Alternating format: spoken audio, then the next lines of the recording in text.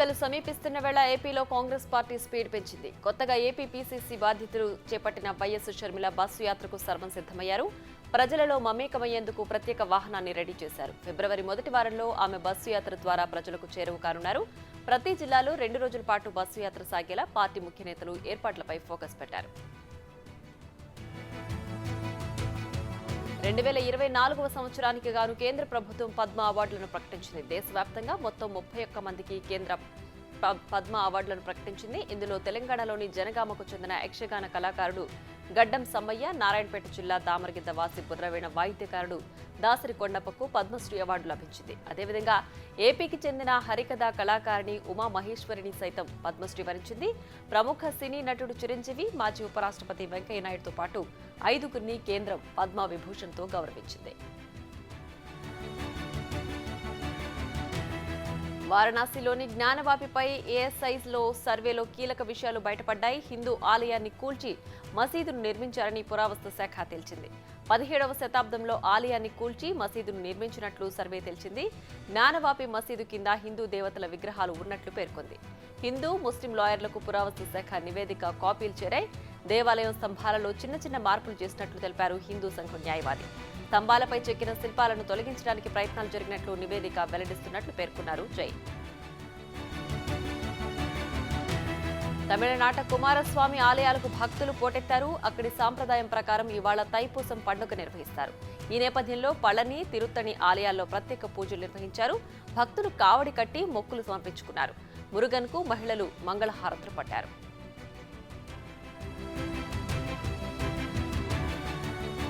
BRS MLA KTR పై కాంగ్రెస్ నేత, ప్రముఖ నిర్మాత బండ్ల గణేష్ విమర్శలు గుప్పించారు. 4 బీఆర్ఎస్ ఎమ్మెల్యేలు సీఎం రేవంత్ రెడ్డిని కలిసిన విషయంపై కేటీఆర్ తీవ్రస్థాయిలో స్పందించారు. దీనికి కౌంటర్ ఇస్తూ గణేష్ ఓ వీడియోను విడుదల చేశారు.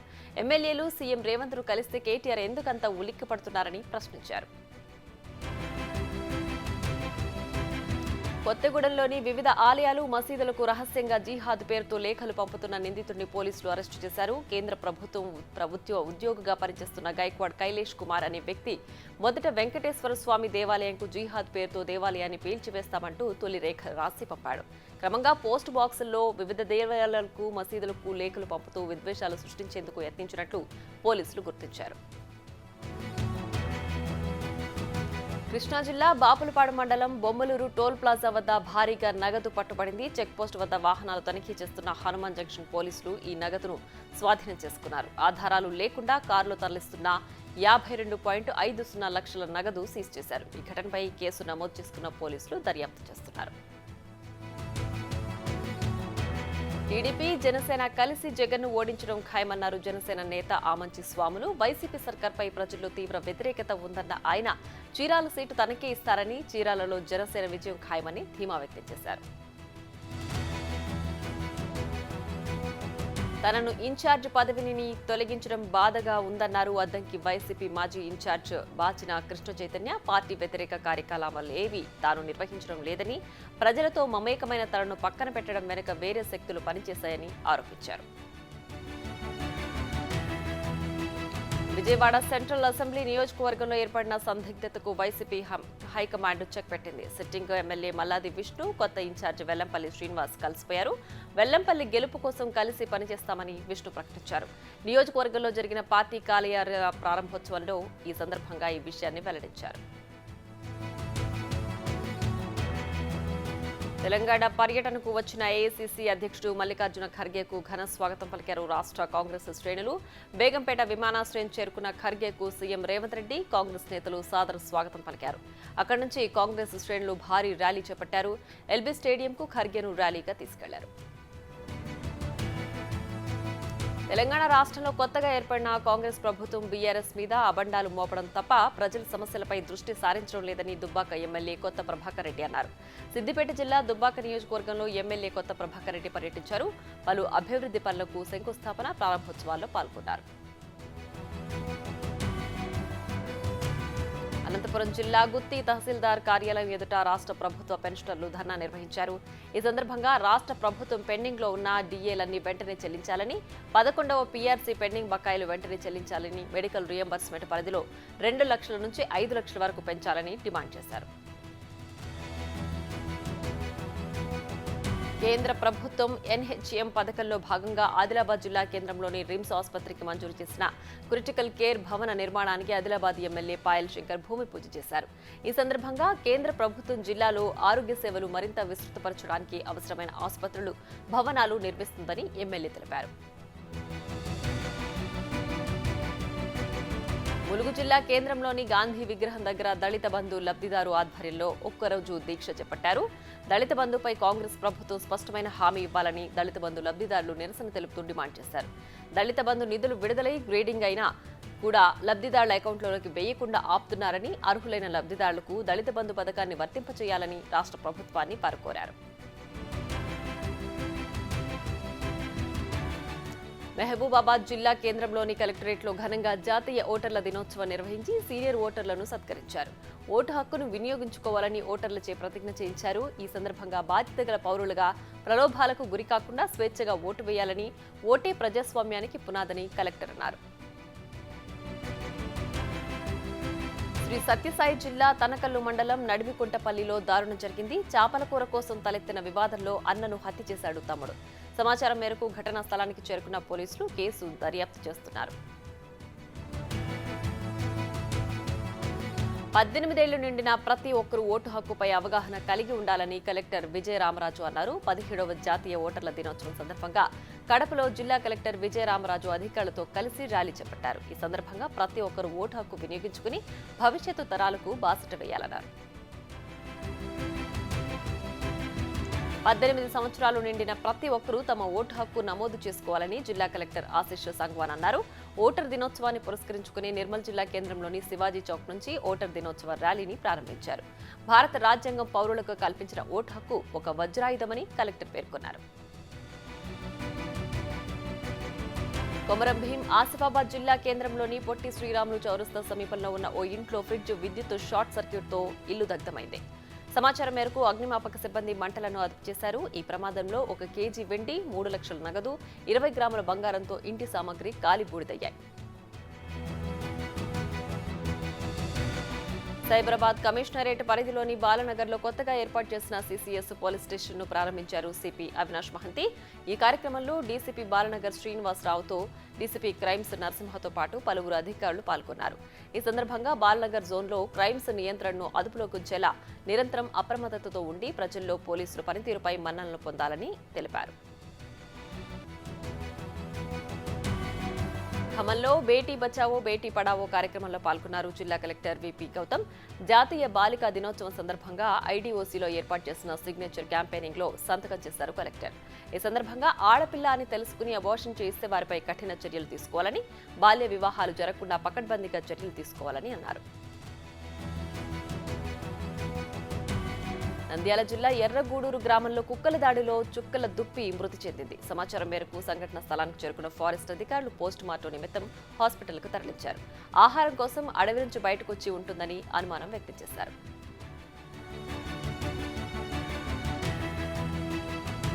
బీహార్ రాజకీయ క్షేత్రంలో కీలక మలుపులు చోటు చేసుకుంటున్నాయి. బీహార్ సీఎం నితీష్ కుమార్ మరోసారి బీజేపీతో కలిసిపోనున్నారని సమాచారం. ప్రస్తుతం రాష్ట్రంలో ఉన్న మహాకూటమి నుంచి వైదొలుగునున్నారని విశ్వసనీయ వర్గాలు తెలుపుతున్నాయి. లోక్సభ ఎన్నికలతో పాటు అసెంబ్లీ ఎన్నికలకు వెళ్లనున్నట్లు తెలుస్తోంది. ప్రభుత్వం ఏర్పడి 50 రోజులు కాకముందే హామీలు నెరవేర్చలేదని బీఆర్ఎస్ నేతలు విమర్శలు చేయడం విచిత్రంగా ఉందని సీఎం రేవంత్ రెడ్డి విమర్శించారు. ఎన్నికల ప్రచారంలో చెప్పినట్లు 100 రోజుల్లో 6 హామీలను అమలు చేస్తామని తెలిపారు. బీఆర్ఎస్ ప్రభుత్వం 7 లక్షల రూపాయల కోట్లు అప్పులు చేసి రాష్ట్రాన్ని గుల్ల చేసిందని మండిపడ్డారు. ఫిబ్రవరి నెలాఖరులోపు రైతుల ఖాతాల్లో రైతు భరోసా వేస్తామని హామీ ఇచ్చారు.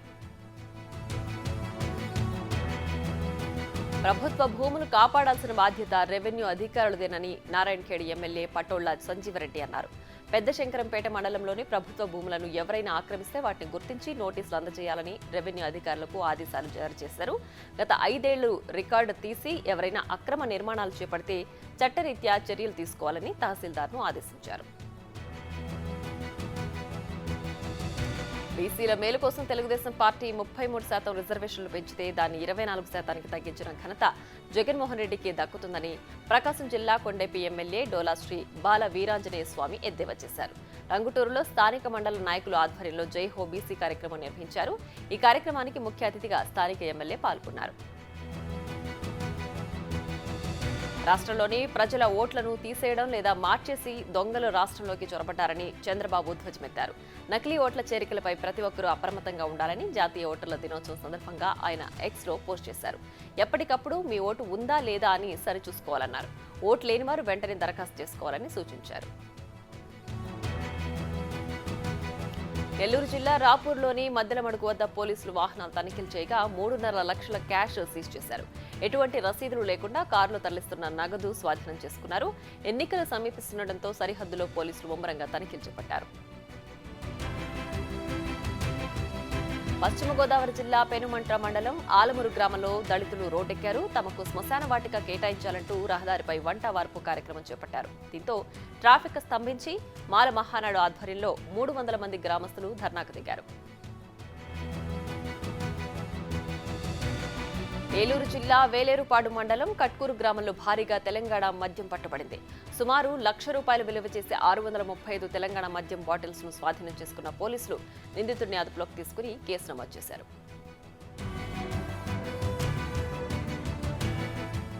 రంగారెడ్డి జిల్లా చేవెళ్ల మండలంలోని జాతీయ ఓటర్ దినోత్సవం సందర్భంగా విద్యార్థులు ర్యాలీ నిర్వహించారు. ఈ కార్యక్రమానికి ముఖ్య అతిథిగా చేవెళ్ల ఆర్టీఓ సాయిరాం పాల్గొన్నారు. ఈ సందర్భంగా ఓటు అనే 2 అక్షరాల దేశ చరిత్రని మార్చేస్తుందని, 18 సంవత్సరాలు నిండిన పౌరులందరికీ భారత రాజ్యాంగం ఆర్టికల్ 326 ఓటు హక్కును కల్పించారని ఆయన తెలిపారు. ఒకే కాన్పులో 4 పిల్లలు జన్మించిన సంఘటన మేడ్చల్ మండలంలో జరిగింది. మండల పరిధిలోని రాజబొల్లారం గ్రామానికి చెందిన సులోచన ఒకే కాన్పులో 2 ఆడ 2 మగ పిల్లలకు జన్మనిచ్చింది. అయితే ఆ పిల్లలు బరువు తక్కువగా ఉండడంతో వైద్యుల సూచన మేరకు నీలోఫర్ ఆసుపత్రికి తరలించారు. రాజేంద్రనగర్ ప్రొఫెసర్ జయశంకర్ యూనివర్సిటీలో ఉద్రిక్తత చోటు చేసుకుంది. 55 జీవో రద్దు చేయాలని డిమాండ్ చేస్తూ గత కొన్ని రోజులుగా విద్యార్థులు ధర్నా నిర్వహిస్తున్నారు. నిన్న ఏబీవీపీ ఆధ్వర్యంలో ధర్నా నిర్వహిస్తున్న సమయంలో ఏబీవీపీ రాష్ట్ర కార్యదర్శి ఝాన్సీ విద్యార్థులకు మద్దతు తెలిపేందుకు రాగా పోలీస్ కానిస్టేబుల్ ఆమె జుట్టు పట్టుకుని దాడికి పాల్పడ్డారు. ఈ ఘటనపై ఏబీవీపీ నేతలు భగ్గుమన్నారు. నిజం గెలవాలి యాత్రలో భాగంగా కోనసీమ జిల్లా ఎస్ మూలపాలెం గ్రామంలో పర్యటించారు నారా భువనేశ్వరి. చంద్రబాబు అరెస్టుతో మనస్తాపానికి గురై చనిపోయిన గ్రామ ఉప సర్పంచ్ మోరంపూడి మీరా సాహెబ్ కుటుంబాన్ని భువనేశ్వరి పరామర్శించారు. మీరా సాహెబ్ కుటుంబానికి ₹3 లక్షల చెక్కును అందజేశారు. గుంటూరు జిల్లా మంగళగిరిలోని ఎయిమ్స్లో కేంద్ర మంత్రి భారతి ప్రవీణ్ పవార్ పర్యటించారు. జాతీయ ఓటర్ల దినోత్సవం సందర్భంగా ఓటు ప్రాముఖ్యతను ఉద్దేశించి ఏర్పాటు చేసిన సమీక్షలో కొత్త యువ ఓటర్లతో కలిసి మంత్రి పాల్గొన్నారు. ప్రతి ఒక్కరూ తప్పకుండా ఓటు హక్కును వినియోగించుకోవాలని కోరారు. యాదాద్రి భువనగిరి జిల్లా వలిగొండ మండలంలో ఓ పత్రికా విలేకరిపై అక్రమ ఇసుక సురులు, కత్తులు, గొడ్డలతో దాడి చేసిన సంఘటన చోటు చేసుకుంది. వలిగొండ పట్టణ పోలీసులు 2 రోజుల క్రితం ఇసుక ట్రాక్టర్లను సీజ్ చేశారు. కాగా క్రిస్టఫర్ అనే పత్రికా విలేకరి వారి ట్రాక్టర్లను పట్టించాడనే ఉద్దేశంతో అతనిపై దాడికి పాల్పడ్డారు ఇసుక మాఫియా దుండగులు. తీవ్ర గాయాలైన క్రిస్టఫర్ను భువనగిరి ఆసుపత్రికి తరలించారు. నల్గొండ జిల్లా చిట్యాల మండలం వెలిమినేడు గ్రామానికి నూతన చైర్మన్ గా ఏనుగు రఘురామరెడ్డి ఎన్నికయ్యారు. ఈ సందర్భంగా ఏర్పాటు చేసిన ప్రమాణ స్వీకార కార్యక్రమంలో ఎమ్మెల్యే వేముల వీరేశం పాల్గొన్నారు. వెలిమినేడు గ్రామానికి మండలంగా ప్రకటించడంతో పాటు అన్ని విధాలుగా అభివృద్ధి చేస్తానని హామీ ఇచ్చారు. చంద్రబాబు మాట్లాడిన మాటల్ని షర్మిల మాట్లాడుతున్నారని, ఆమెను చూస్తే జాలేస్తోందని మంత్రి బొత్స సత్యనారాయణ అన్నారు. ప్రత్యేక హోదాను తాకట్టు పెట్టింది చంద్రబాబే అని ఆరోపించారు. కేంద్రానికి కేవలం అంశాల వారీగానే మద్దతు ఇస్తున్నామని చెప్పారు. ప్రతిపక్షాలకు అధికారం కావాలని, వైసీపీ సంక్షేమం కావాలని తెలిపారు. 70 రోజుల్లో ఎవరు ప్యాకప్ అవుతారని తెలుస్తోందని పేర్కొన్నారు. మీరెప్పుడైనా 3 అడుగుల అరటి గెలను చూసుంటారు, లేదా 5 అడుగుల గెలను చూసుంటారు. కానీ భద్రాచలం పట్టణంలో విష్ణు అనే వ్యక్తి ఇంటి పెరటిలో ఏకంగా 7 అడుగుల గెల కాసింది. దీంతో ఇది చూసిన వారంతా అవాక్కవుతున్నారు. 7 అడుగుల ఈ గెలకు సుమారు 2,000కు పైగానే అరటికాయలు ఉంటాయని అంచనా వేస్తున్నారు. కొమరం భీం ఆసిఫాబాద్ జిల్లా లోహ గ్రామాన్ని సందర్శించి వారి సమస్యలను అడిగి తెలుసుకున్నారు SP K Suresh Kumar IPS. పోలీసులు మీకోసం కార్యక్రమంలో భాగంగా వారికి నిత్యావసర సరుకులు పంపిణీ చేశారు. ఈ సందర్భంగా యువత, ప్రజలు మావోయిస్టుల ప్రలోభాలకు లోన్ కావద్దని, వారికి సహకరించవద్దని పేర్కొన్నారు. సంగారెడ్డి జిల్లా ఉప్పార్పల్లి గిరిజన తండాలోని గిరిజనుల ఆరాధ్య దైవం మోతీమాత జాతర మహోత్సవంలో మంత్రి దామోదర్ రాజనరసింహ పాల్గొని అమ్మవారిని దర్శించుకున్నారు. ఈ సందర్భంగా గిరిజనుల ఆరాధ్య దైవం మోతీమాత ఆశీర్వాదంతో రాష్ట్రంలో కాంగ్రెస్ పార్టీ అధికారంలోకి వచ్చిందని మంత్రి అన్నారు.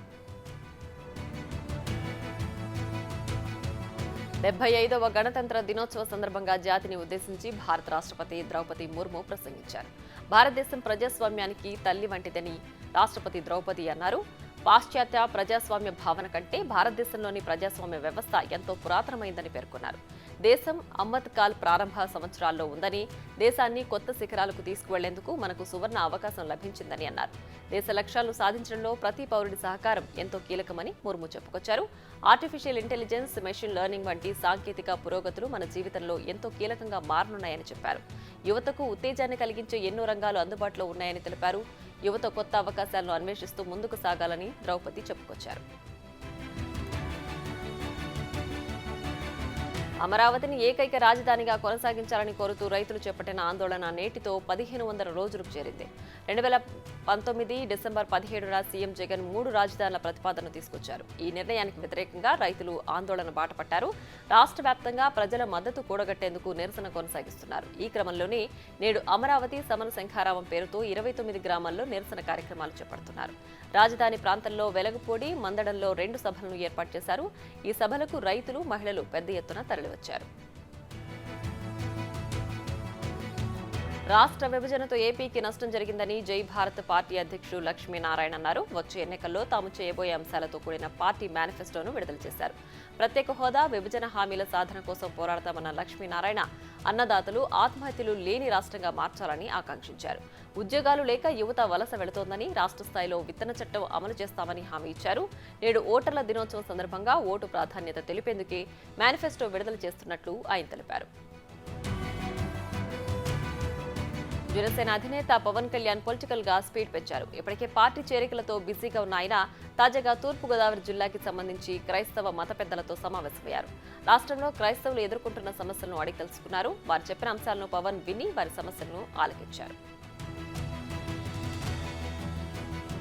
ప్రతిపక్షంలో ఉన్నప్పుడు ప్రత్యేక హోదాపై కొట్లాడిన సీఎం జగన్ అధికారంలోకి వచ్చాక మరచిపోయారన్నారు షర్మిల. దీనికి మంత్రి బొత్స సత్యనారాయణ కౌంటర్ ఇచ్చారు. షర్మిల మాటలు వింటుంటే జాలి వేస్తోందని అన్నారు. టీడీపీ అధినేత చంద్రబాబు మాట్లాడిన మాటలే ఆమె మాట్లాడుతుందని విమర్శించారు. ప్రత్యేక హోదాని కాదన్నది చంద్రబాబు కాదా అని ఆయన ప్రశ్నించారు. ప్రత్యేక హోదా కాదని ప్రత్యేక ప్యాకేజీని కావాలన్నది చంద్రబాబే కాదా అని ఆయన అన్నారు. అలాంటి చంద్రబాబుని వదిలిపెట్టి తమ పార్టీని షర్మిల టార్గెట్ చేయడం ఏంటని బొత్స సత్యనారాయణ విమర్శించారు. ఇది సరైన పద్ధతి కాదని ప్రజలు గమనిస్తున్నారని అన్నారు. మీడియాతో చిట్ చాట్ లో కేటీఆర్ ఇంట్రెస్టింగ్ కామెంట్స్ చేశారు. బీఆర్ఎస్ పేరును టీఆర్ఎస్ గా మార్చాలని డిమాండ్ ఉందని, దానిపై కేసీఆర్ నిర్ణయం తీసుకుంటారని చెప్పారు.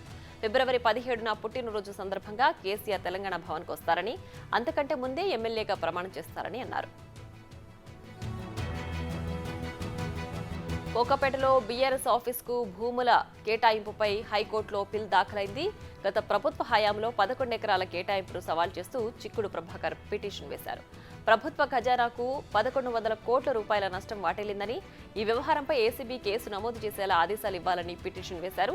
కోకాపేటలో సెంటర్ ఫర్ ఎక్సలెన్స్ పేరుతో 11 ఎకరాలు కేటాయింపు తగదన్నారు. ఈ కేసులో ప్రతివాదిగా అధికారులతో పాటు కేసీఆర్ పేరును చేర్చారు పిటిషనర్. ఈ పిటిషన్ను హైకోర్టు విచారణకు స్వీకరించింది.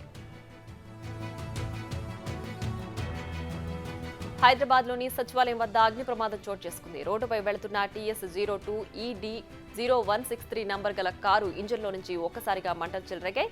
అప్రమత్తమైన డ్రైవర్ వెంటనే కారు ఆపేయడంతో పెను ప్రమాదం తప్పింది. కారు నుంచి భారీగా మంటలు చెలరేగడంతో వాహనదారులంతా ఆందోళనకు గురయ్యారు. దీంతో రోడ్డుపై భారీగా ట్రాఫిక్ జామ్ ఏర్పడింది. సమాచారం అందుకున్న ఫైర్ సిబ్బంది ఘటనా స్థలానికి చేరుకుని మంటలను అదుపు చేశారు. భారతదేశం 75వ గణతంత్ర వేడుకలకు సిద్ధమవుతోంది. ఈ రిపబ్లిక్ డే వేడుకను ఫ్రాన్స్ అధ్యక్షుడు ఇమాన్యుయేల్ మక్రాన్ ముఖ్య అతిథిగా హాజరవుతున్నారు. ఇప్పటికే జైపూర్కు చేరుకున్న ఫ్రాన్స్ అధ్యక్షునికి రాజస్థాన్ సీఎంతో పాటు యూనియన్ మినిస్టర్స్ ఘన స్వాగతం పలికారు. అనంతరం జంతర్ మంతర్ వద్ద ప్రధాని మోడీ ఫ్రాన్స్ అధ్యక్షుడు ఇమాన్యుయేల్ కి సాదర స్వాగతం పలికారు. ఇరువురు కలిసి జంతర్ మంతర్ నుంచి సంగనేరి గేట్ వరకు రోడ్ షో నిర్వహించారు. అక్కడికి చేరుకున్న అభిమానులకు ఇరు దేశాధినేతలు అభివాదం చేస్తూ రోడ్ షో చేపట్టారు. ఫ్రాన్స్ అధ్యక్షునితో కలిసి ప్రధాని మోడీ హవా మహల్ను సందర్శించారు. ఇరువురు అధ్యక్షులు కీలక సహాయకులతో కలిసి చర్చలు జరుపుతున్నారు. Bharat France defence industrial road మ్యాప్తో సహా డిఫెన్స్ స్పేస్ కోఆపరేషన్పై పాత్ ఒప్పందాన్ని ప్రకటించనున్నాయి. 75వ గణతంత్ర దినోత్సవ వేడుకలకు ఆయన ముఖ్య అతిథిగా హాజరు కానున్నారు. ఈ పర్యటన దౌత్య ఆర్థిక సంబంధాలకు ఏకీకృతం చేస్తుందని ఫ్రెంచ్ ప్రెసిడెన్సీ తెలిపింది. భారత్ ఇంగ్లాండ్ మధ్య జరుగుతున్న తొలి టెస్ట్ మ్యాచ్ సందర్భంగా ఉప్పల్ స్టేడియంలో అనూహ్య ఘటన చోటు చేసుకుంది. Team India captain Rohit Sharma batting చేసేందుకు రాగానే ఓ అభిమాని క్రీజ్లోకి ఒక్కసారిగా దూసుకొచ్చి కాళ్లకు మొక్కాడు. వెంటనే అలర్ట్ అయిన భద్రతా సిబ్బంది అతన్ని అదుపులోకి తీసుకున్నారు. ఈ ఘటనతో ఆటగాళ్లు ఒక్కసారిగా షాక్ అయ్యారు. రిటైర్మెంట్పై వస్తున్న వార్తలను ఖండించారు భారత స్టార్ బాక్సర్ మేరీకోమ్. తాను ఇంకా రిటైర్మెంట్ ప్రకటించలేదని, తన వ్యాఖ్యలు తప్పుగా ప్రచారం చేస్తున్నారని ఆమె తెలిపారు. రిటైర్మెంట్ ప్రకటించాలనుకుంటే ఖచ్చితంగా మీడియా ముందుకు వస్తానన్నారు మేరీ. ఓ పాఠశాల కార్యక్రమంలో తాను మాట్లాడిన వ్యాఖ్యలను తప్పుగా అర్థం చేసుకున్నారని తెలిపారు. కాగా బుధవారం మేరీకోమ్ ఓ స్కూల్ ఫంక్షన్లో పాల్గొన్నారు. ఈ సందర్భంగా పిల్లలను ప్రోత్సహించేందుకు గాను చేసిన వ్యాఖ్యలతో రిటైర్మెంట్ చేస్తున్నారన్న వార్తలు జోరందుకున్నాయి. దీంతో తాను స్కూల్లో ఏం మాట్లాడారో చెప్పుకొచ్చారు. తనకు ఇప్పటికీ క్రీడల్లో ఇంకా సాధించాలనే కోరిక ఉన్నప్పటికీ ఒలింపిక్స్లో వయోపరిమితి కారణంగా పాల్గొనడానికి వీలుండదని వ్యాఖ్యానించినట్లు తెలిపారు. తమ దేశంలోకి చొరబడిన ఇండియా ఏజెంట్లు ఇద్దరిని హత్య చేశారంటూ పాకిస్తాన్ చేసిన ఆరోపణలు భారత్ తిప్పికొట్టింది. పాకిస్తాన్ చాలా కాలంగా ఉగ్రవాదం, వ్యవస్థీకృత నేరాలు, చట్టవిరుద్ధమైన అంతర్జాతీయ కార్యకలాపాలకు కేంద్రంగా ఉందని విదేశాంగ శాఖ అధికార ప్రతినిధి రణధీర్ జైస్వాల్ చెప్పారు. దీనిపై ఎన్నో దేశాలు పాకిస్తాన్ను బహిరంగంగా హెచ్చరించాయి. విష సంస్కృతితోనే ఆ దేశం నాశనమవుతుందని చెప్పినా బుద్ధి రాలేదని విదేశాంగ శాఖ అధికార ప్రతినిధి రణధీర్ జైస్వాల్ విమర్శించారు. టాలీవుడ్లో పాపులారిటీ ఉన్న నటీమణుల్లో మృణాల్ ఠాకూర్ ఒకరు. బాలీవుడ్లో రొమాంటిక్ చిత్రాలు చేయకపోవడంపై తాజాగా ఆమె స్పందించారు. హిందీలో రొమాంటిక్ చిత్రాల్లో అవకాశాలు ఎందుకు రావట్లేదో తెలియదన్నారు. ప్రేమ కథల్లో నటించే అంత పాపులారిటీ నాకింకా రాలేదనుకుంటా అని చెప్పారు. ఇప్పటి వరకు ఎన్నో అవకాశాలు వచ్చినా వాటిలో రొమాంటిక్ కథలు లేవన్నారు మృణాల్ ఠాకూర్. ఆ జానర్ చిత్రాల్లో నటించాలని ఉందని, అలాంటివి చేయగలనని నిరూపించుకోవడంలో విసిగిపోయానని చెప్పుకొచ్చారు. 2023 సంవత్సరానికి గాను ICC one day cricketer of the year అవార్డుకు టీమిండియా బ్యాటర్ విరాట్ కోహ్లీ ఎంపికయ్యాడు. విరాట్ 2012, 17, 2018లోనూ ఈ అవార్డును అందుకున్నాడు. తాజాగా అవార్డుతో కలిపి కోహ్లీ ఐసీసీ అవార్డుల సంఖ్య 10కి చేరింది. ఈ క్రమంలోనే 10 ఐసీసీ అవార్డులు అందుకున్న తొలి ఆటగాడిగా ఘనత సాధించాడు విరాట్. అఖిల్ అక్కినేని తన చివరి మూవీ ఏజెంట్తో చాలా నిరాశ చెందాడు. భారీ బడ్జెట్తో వచ్చిన ఆ మూవీ అభిమానులను మెప్పించలేకపోయింది. ఇక ఇప్పుడు అతడు సలార్ మేకర్స్ హోంబలే ఫిల్మ్స్తో సినిమా చేయబోతున్న వార్త ఆసక్తి రేపుతోంది. యువి క్రియేషన్స్తో కలిసి హోంబలే సహా నిర్మాతగా ఈ భారీ బడ్జెట్ మూవీ తెరకెక్కబోతున్నట్లు సమాచారం. అయితే దీనికి సంబంధించిన మరిన్ని వివరాలు ఇంకా తెలియాల్సి ఉంది. అంతర్జాతీయ వాణిజ్యంపై నియంత్రణ లేకపోతే చైనా వాహన తయారీ సంస్థలు ఇతర దేశాల వ్యాపారాన్ని పూర్తిగా కొల్లగొడతాయని టెస్లా సీఈఓ ఎలన్ మస్క్ ఆందోళన వ్యక్తం చేశారు. పరోక్షంగా ఈవీ రంగంలో బీవైడీ వంటి చైనా సంస్థల నుంచి ఎదురవుతున్న పోటీని వెల్లడించారు. టెస్లాతో పోలిస్తే బీవైడీ తక్కువ ధరకే ఎలక్ట్రిక్ కార్లను తీసుకొచ్చింది. గత త్రైమాసికంలో టెస్లాను అధిగమించి అత్యధిక ఈవీలను విక్రయించిన సంస్థగా నిలిచింది. Team India veteran spinner Ravichandran Ashwin చరిత్ర సృష్టించాడు. వరల్డ్ టెస్ట్ ఛాంపియన్షిప్ చరిత్రలో 150 వికెట్లు తీసిన మొదటి భారత బౌలర్గా నిలిచాడు. హైదరాబాద్ వేదికగా ఇంగ్లాండ్తో జరుగుతున్న తొలి టెస్టులో బెన్ డకన్, జాక్ క్రాలేను అవుట్ చేసిన అశ్విన్ ఈ అరుదైన ఘనతను తన పేరిట లిఖించుకున్నాడు.